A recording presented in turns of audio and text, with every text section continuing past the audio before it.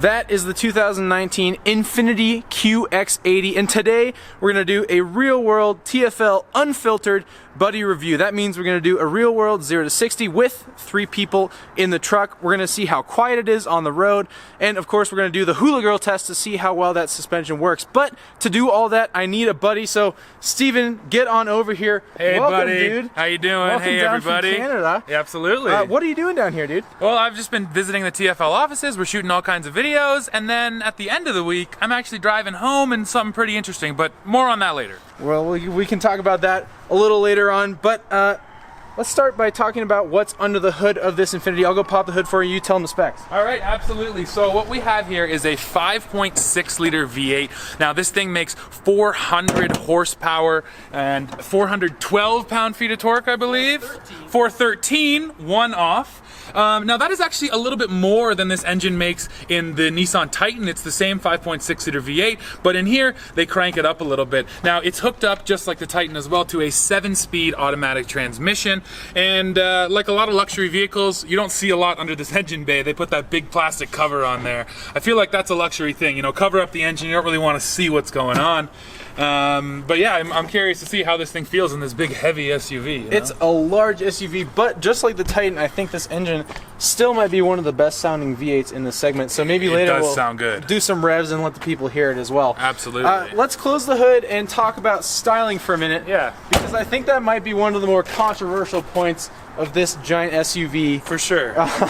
You know, you can say whatever you want. It's not the most gorgeous thing on the planet. I do think it has like some sort of purpose though to it. It looks kind of rugged. It looks like it's meant to do something, but you guys tell us what you think of the styling down below. It looks imposing for sure. There's no doubt about that. It looks big. It really gets in your face. However, to me, from the front 3/4, all I see is a hippo. It just has this big bulbous rear end and this little nose, kind of like a snout. Yeah. I don't know. I just can't get past that look. Let's take a look out the back as well. I mean, down the side here, it's certainly slab-sided. I mean, this thing is large, and it's not trying to hide that. Yeah. Hey, you can't miss those 22-inch wheels either. Look at those. Beautiful. This is the limited trim, which is a special edition trim new for this year, and that's part of the trim right there is those 22-inch wheels, which are huge. Yeah, so let's pop the hatch here. Pop the hatch, and you'll find actually a pretty large space out the back here. Yeah. I mean, there's a lot of room. Of course, it has a third row, which we will hop in a second. You can see there's plenty of space back there. And the third row here is power fold, so I got 2 buttons over here. We'll fold them both up right now.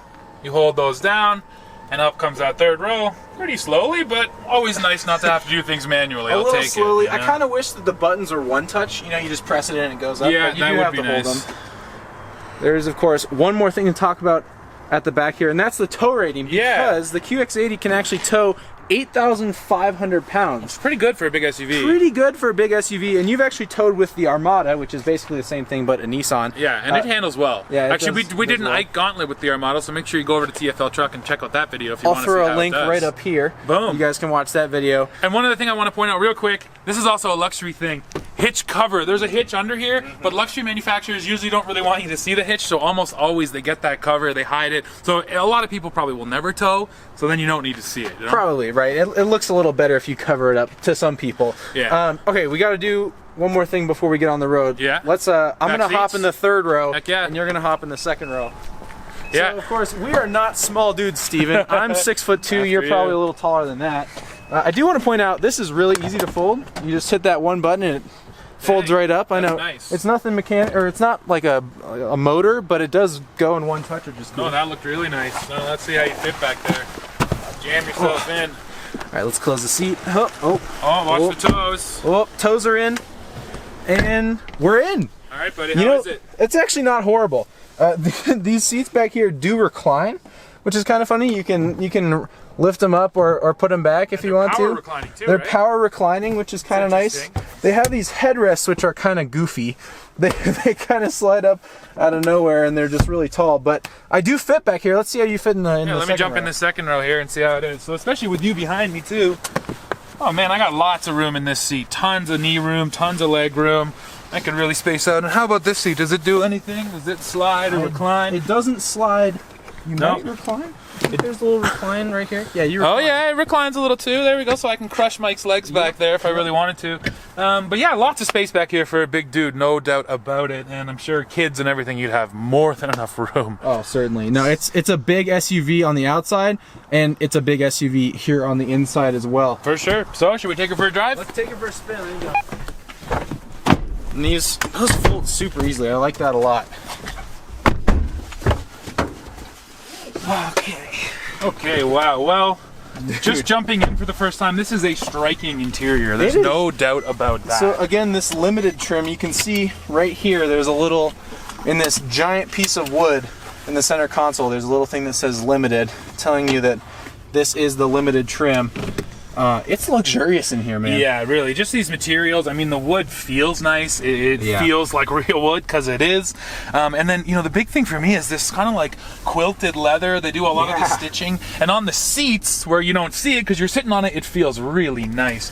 There's like a cool mix of like 3 different materials going on those seats. There's some black Alcantara, some black leather, and then this white leather. Well, and you can see too, I mean, they do Alcantara everywhere. The headliner, down the A pillars, on the B pillars. It's like a micro suede. It's really nice though. Yeah, it feels super nice and just looks luxurious. And another sort of classic luxury throwback is a clock. I mean, a lot of luxury vehicles the Infiniti clock still have the clock, but I think that's always a nice touch, having the actual analog clock in there. And of course, we're gonna do our sound test in a little bit, but it already feels very quiet, very luxurious. It for sure does. The steering wheel is like the number of cows that it took to make this interior is just like, I'm sure it was quite a few cows that we had to go through. So one of the points I want to make really quickly is that this vehicle is actually, when Nissan released the new Titan, they didn't redesign the Armada and the SUVs based on the new Titan platform. What they did is they imported the global Nissan Patrol,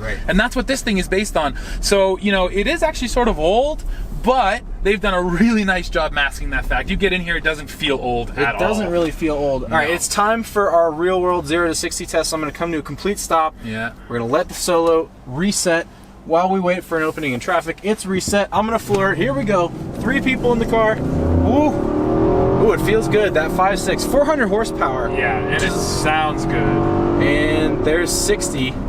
8.75 seconds, 0 to 60. That's pretty good. That's not bad at all. Something this big. Yeah, over 5,000 pounds this beast is. I'm impressed. And I mean, it's definitely got the power. And I know, like you mentioned it earlier, it sounds good. It sounds good. This Endurance V8 definitely sounds good. It sounds great in the Titan. I know you just did that rev battle with the Titan, and that thing probably was the best one there. I don't know how you guys felt about it. I think out of that group, that was the best one. The Tundra TRD might give it a run for its money. Fair enough. But we didn't have that to test. There is one downside to that engine though, and it's of course the MPG figure. Right now I'm averaging 16.7 according to the computer, but time to do our little little sound test. I'll give you the sound meter. So we're just driving along here at about 55 miles an hour. Okay, I'll be quiet. Silence.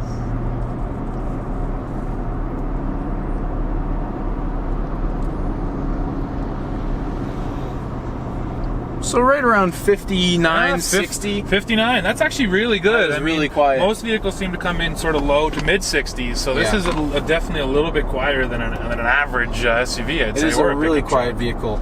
Okay, so now the next thing we have to test is the voice recognition software. Yeah. We call it the Snarfs test. Have you been to Snarfs yet? I've only heard of Snarfs. People keep talking about it. I don't know what it is. Well, we're going to have to see if we can get ourselves to Snarf today. Okay. It's a sandwich shop, of course. Okay. So we'll hit that. You can interrupt voice prompts and speak a command immediately by pushing the talk switch. You can also use the up-down switch on the steering wheel to select an item from the displayed list. Please say or select a command. Detailed instructions there. Navigation. Please say again. Navigation. Navigation. Please say or select a navigation command from the displayed list. Points of interest. Points of interest search in Colorado. Please say the POI name. To search for a POI within a specified city, say within a city or say change state. Snarfs. Showing matching items. Oh. Please say or select an item number from the displayed list. 1. showing matching items. Please say or select an item number from the displayed list. 1. Did we actually find One. Snarfs? It looks like it. We found Snarfs! Nice. Holy moly! Location. Nicely done. Cancel. We'll get there eventually. This is the first thing that's ever passed the test. I played the that game. was a lot of steps though to get there. It took a while to get there. Yeah, but still, pretty but cool. we did actually find Snarfs. I'm Adjust impressed. location. Okay, nicely done, Okay. Snarfs. Okay, so now we gotta watch the hula girl Now we gotta dance, watch right? this. So this is the bumpy. Oh gosh, she's displayed really. list. Please say or select an item. Oh goodness gracious. Here, I'll turn her down. Turn her down. She's talking too much. Well, our hula girl's dancing a little bit, but not too much. This is the bumpy section of our test, the bumpy stretch of road. Yeah. This road kind of here will hit a pothole.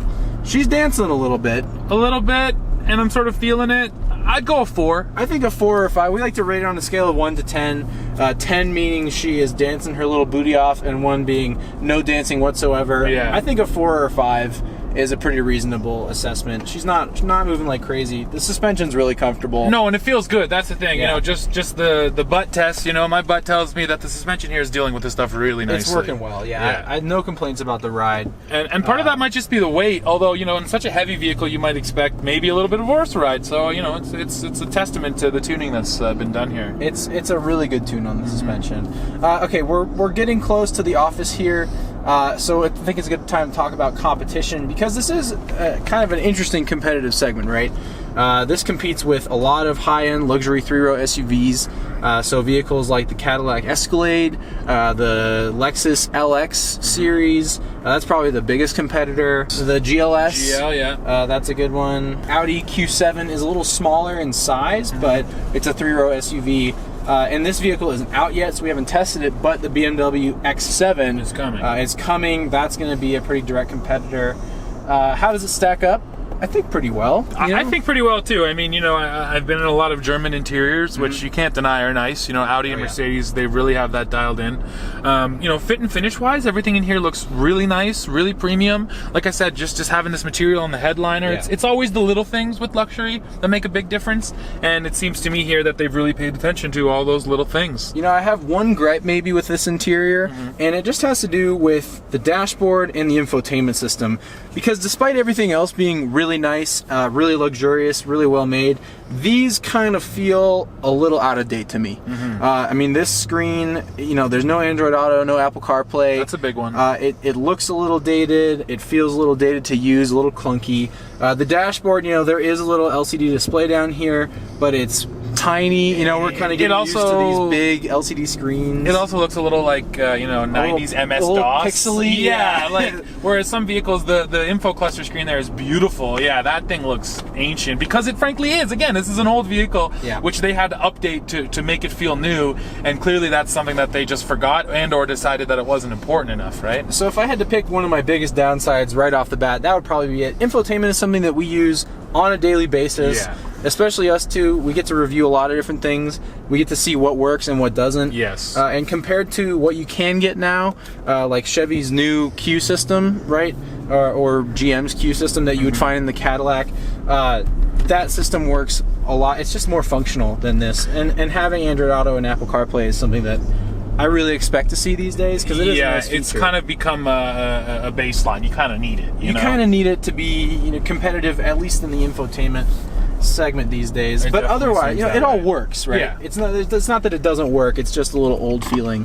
So we're back here at the office, which means we got to do a couple things. I think we do need to rev this engine for these guys. Yeah, that's a good idea. Let it scream a little bit. One of the coolest parts about this truck is that you can rev it all the way up to red line. Nice, no limiter. No limiter. That is nice. Which is really cool. Those 4,000 RPM limiters suck. They are no I mean, I fun. understand they don't want us to hurt the engine, but I Right. want to hear this thing. I want to hear it scream. All right, well, we'll hop out and go back by the exhaust. Yeah, you guys rev want to her hop up, back there? I'll give it a couple revs. and then come on back and we'll talk about the rating. We'll talk about our rating.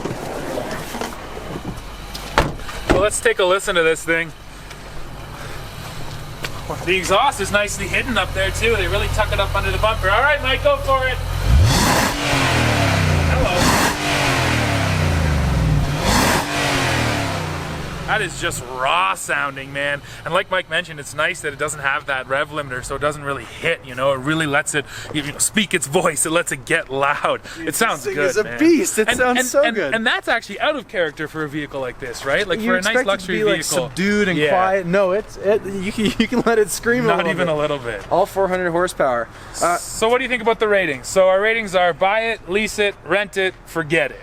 Those are the 4 ratings, and I've been thinking about this for a little while. So here's the thing. This limited all-wheel drive version of the QX80, the sticker price is $91,000. Wow. Which is a lot of money. What is that Canadian? Do you know off the top of your head? A lot. Over 100K? It's over 100K. Well over 100,000 easily. Canadian. Or like 200,000 Timbits or something.